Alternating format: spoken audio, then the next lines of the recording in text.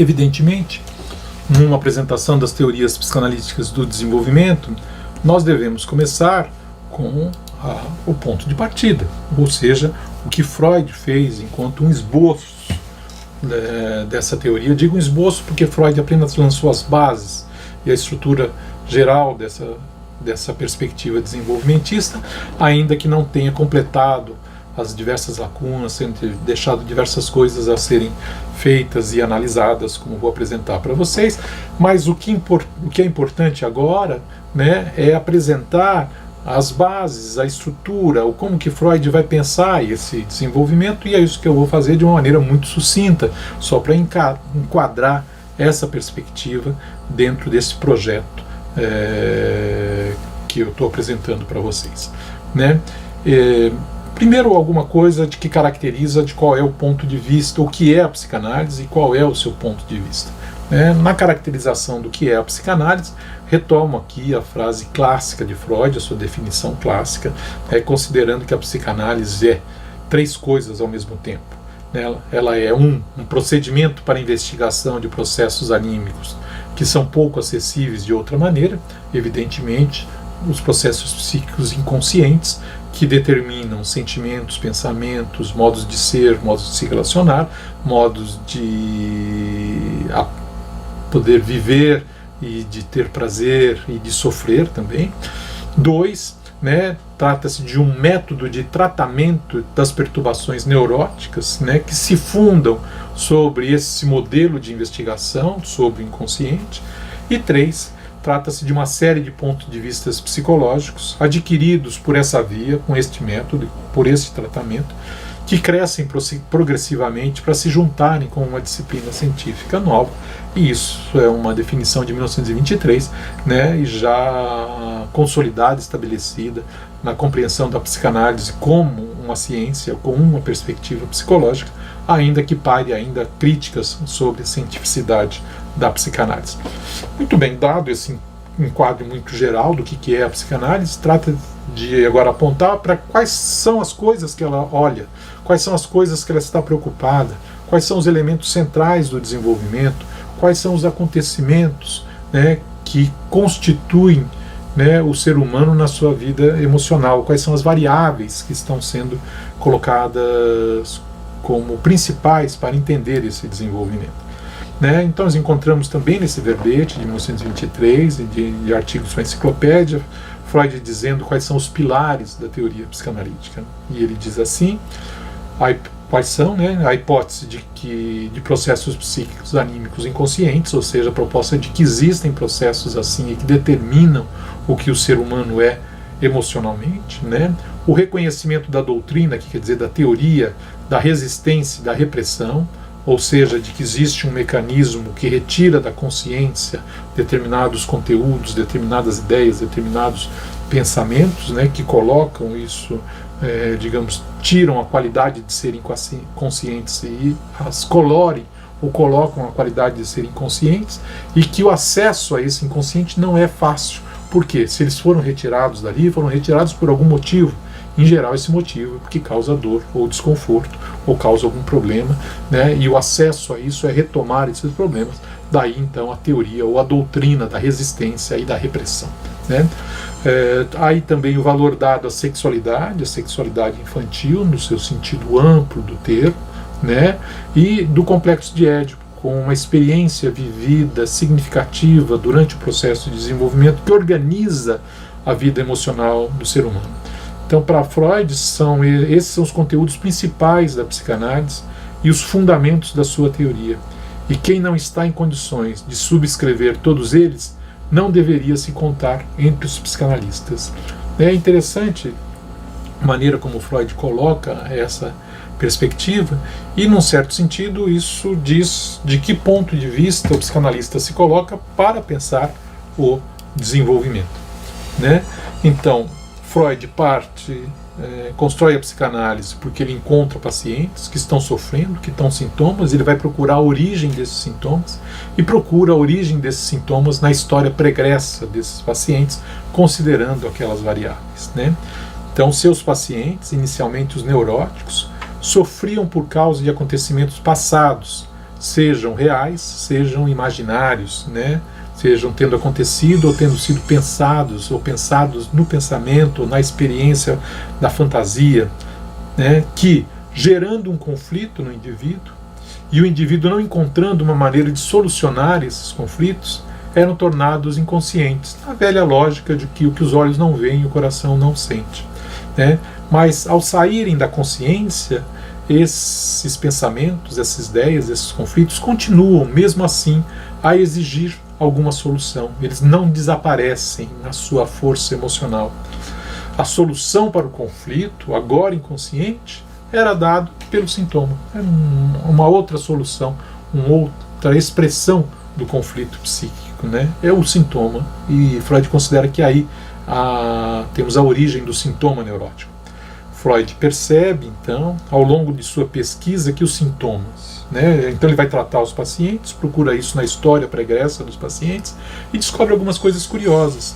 Ele descobre que os sintomas, os sonhos e os atos falhos têm a mesma dinâmica, né? No modo como são gerados e o que significam. Basicamente, conflito, né? A impossibilidade daquilo ser expresso diretamente, que os olhos não veem e o coração não sente, encontra-se um modo derivado, né, desviado da sua apresentação, né? Os sonhos apresentam isso, os atos falhos apresentam isso, os sintomas apresentam isso, né?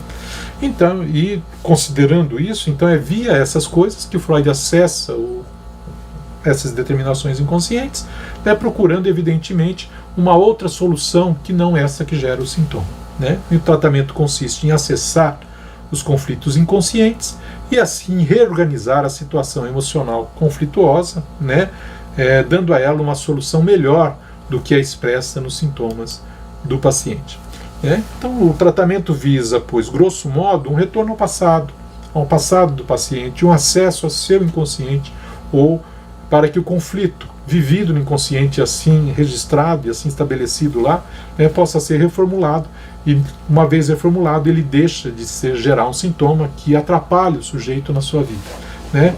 O Freud às vezes fala isso como a psicanálise tenta devolver ao ser humano a capacidade de amar e aproveitar da existência, né? O método então de tratamento psicanalítico levava então ao passado e à história de vida socioemocional do paciente, e neste sentido retrodizia o desenvolvimento emocional. Foi com esse método, e de maneira ainda muito inicial, com muitas lacunas, que Freud apresentou uma teoria do desenvolvimento emocional, que é, por sua vez, uma teoria do desenvolvimento psicossexual. Por quê? Freud percebe, ao voltar na história desses pacientes, a importância da vida, das excitações na relação com o outro. Ele chamou isso de sexualidade e encontrou isso na infância, né? E então todo o desenvolvimento emocional trata-se do desenvolvimento do modo como o ser humano trata com as suas excitações na relação com o outro, né? E isso ele chama de teoria do desenvolvimento da sexualidade, né? Então, retomando agora e apresentando a matriz para vocês, eu não vou me dedicar aos detalhes de cada fase do desenvolvimento, mas eu quero apresentar o quadro para que vocês possam ter um entendimento geral. Então vamos retomar a primeira vez que eu estou agora aplicando essa matriz analítico-crítica para a compreensão da teoria do desenvolvimento psicossexual apresentada por Freud, né? Começamos com o problema básico. O problema básico é a histeria, a neurose, a histeria como uma neurose, né? Depois as neuroses de transferência, a obsessão e a fobia, né? Mas o ponto de partida é a histeria, né? Da compreensão das neuroses de transferência, que tem essa estrutura básica, um conflito, repressão, retorno do reprimido, né? No caso da histeria, o retorno vai para o corpo; no caso da obsessão, o retorno vai para o pensamento; no caso da fobia, o retorno vai para o campo social, né? Foi a partir disso que o Freud constrói uma primeira teoria sobre as neuroses, né? Uma teoria sobre as neuroses que reconhece a importância da sexualidade, do complexo de Édipo na constituição desses sintomas, e voltando isso na história do paciente, na própria constituição da sua organização psíquica, né? Então foi a partir dessas patologias, né, que Freud chega à compreensão da organização da vida psíquica como um modo de administração da vida instintual nas relações interpessoais, né? É isso, a teoria de Freud é basicamente isso, né? Em termos de uma ontologia, Freud não se dedica exatamente a dizer o que é o homem, ele diz apenas que para entender o que é a vida da alma eu preciso de algumas metáforas, de algumas analogias, né? E eu vou usar a metáfora e a analogia dos sistemas da natureza, né? Porque ele considera que o homem faz parte da natureza como qualquer outro objeto, mas que tem as suas especificidades. Então ele vai pensar como o homem, como se fosse, o como se aqui é importante, né? Um aparelho psíquico movido por forças e energias, né? E cria a partir daí aquilo que nós chamamos da sua metapsicologia. Meta, em primeiro lugar, porque vai além do inconsciente, né? Além do consciente, quero dizer, portanto meta, e por outro lado, a metapsicologia no sentido de um conjunto de construções auxiliares que torna possível compreender alguma coisa que nós não temos acesso direto, que é a vida da alma. E essa metapsicologia ela é constituída a partir dos três grandes pontos de vista, que são o ponto de vista dinâmico, com a teoria das forças psíquicas ou das pulsões, o ponto de vista econômico, com a noção de quantum de afeto e de libido, e o ponto de vista tópico, com a noção de aparelho psíquico e as suas instâncias. Essas são construções auxiliares especulativas, metáforas, a partir das quais eu posso entender o funcionamento do ser humano e a partir das quais também eu poderia entender o próprio desenvolvimento socioemocional, a própria organização do ser humano em termos da sua vida socioemocional, individual e relacional, né?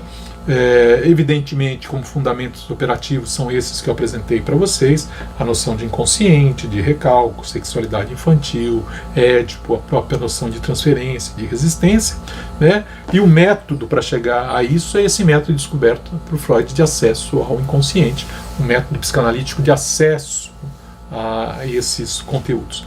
Então é a partir disso que Freud atende um monte de pacientes e um monte de outros psicanalistas atendem outros pacientes e vão reunindo aquilo que eles vão podendo observar e vão percebendo que há semelhanças, e nesse sentido essas semelhanças vão construindo um conhecimento universal sobre o ser humano e sobre o seu desenvolvimento. É nesse sentido então que Freud apresenta a sua teoria do desenvolvimento da sexualidade, né, ou a teoria do desenvolvimento psicossexual, né, que é um desenvolvimento pensado em termos das relações, agora o termo técnico, das relações de objeto, né, as relações de objeto, ou seja, relações com as coisas e o outro impulsionadas pela vida instintual, né? E Freud pega essa noção de relações de objeto e ele diz assim, podemos olhá-la de duas perspectivas, ou olhar quais são os tipos de objeto que o homem escolhe para se relacionar, né, e na sequência de como que esse relacionamento vai ocorrendo, inicialmente objetos autoeróticos, depois objetos narcísicos, depois objetos homossexuais, depois objetos heterossexuais. Ou então olhar esse mesmo desenvolvimento, né, essas mesmas relações de objeto e a sua sequência desenvolvimentista a partir da dinâmica, do modo como se dão essas relações, e aí nesse sentido são as clássicas fases orais, a fase oral, a fase anal, a fase fálica, a latência e depois a genital adulta, né? E aí quando Freud começa então a analisar o que é a fase oral, né, suas dinâmicas básicas são morder, sugar, chupar, comer, né? Depois as dinâmicas bases da fase anal é reter e expulsar, né? São todas fases iniciais que ocorrem quando o indivíduo ainda não está organizado num eu, né? Até que ocorre um acontecimento muito importante, que é essa integração, né? A importância dada aos genitais como órgão especializado, mas que tem uma capacidade de produzir prazer, né, extremamente maior do que os outros órgãos, do que a pele, do que qualquer um dos outros órgãos, mas ocorre aí uma integração. E por isso Freud faz uma distinção entre fases pré-genitais e fases genitais. E ocorrendo essa integração, o sujeito se vê integrado. Como a sexualidade tem uma importância muito grande, o genital tem uma importância muito grande. Inicialmente há toda uma teoria infantil de que não existiriam dois genitais, o masculino e o feminino, mas apenas um, né, o falo, e a mulher seria pensada, a menina seria pensada como aquela a quem falta o falo, de quem foi tirado o falo. Isso tudo dentro dessa perspectiva freudiana, né, não se trata de uma análise de gênero aqui, isso é o esboço inicial que Freud faz, né? Depois entramos nessa fase fálica, né? Onde a grande oposição é entre ter e não ter o falo, né? E essa é a chamada a fase genital infantil, né? Então, a partir daí ocorre todo o complexo de Édipo, é um momento onde aparece com o surgimento da fase fálica também, né? Isso ocorre aí, então veja a fase oral mais ou menos do início até um ano e meio, né? A fase anal 1 ano e meio, 2, 3 anos, isso varia muito, né? A cronologia aí não é muito importante, mas por volta do 3º ano, com a fase fálica e com o complexo de Édipo, às vezes antes disso tudo, há uma grande variação aí no momento em que isso ocorre, onde o elemento fundamental é a integração do indivíduo, né, para viver as suas relações com o outro e, portanto, viver essas relações com o outro, que inicialmente é o outro familiar, papai e mamãe, formando o triângulo edípico, formando a relação a 3 corpos e colocando o homem dentro da sua organização sociocultural propriamente humana, né? Chegamos até uma latência onde as pressões sexuais ou a sexualidade diminuem na sua intensidade, até mesmo por uma questão biológica, e com a puberdade, a adolescência, o retorno, né, das pressões instintuais, por assim dizer, e chegamos aí na fase adulta, né? Então essa é a maneira estrutural como Freud coloca e pensa o desenvolvimento. Nós poderíamos olhar para tudo isso, né, e perguntar para que serve, né, e pensando aí no valor heurístico dessa teoria do desenvolvimento e da própria psicanálise, né? Trata-se, então, de um método de tratamento psicoterápico, ele inicialmente útil para o tratamento de neuróticos, depois, com os pós-freudianos, ele passa a ser importante para o tratamento de adolescentes, crianças, psicóticos, borderline, né? Há uma ampliação do campo de ação e do poder clínico da psicanálise, né?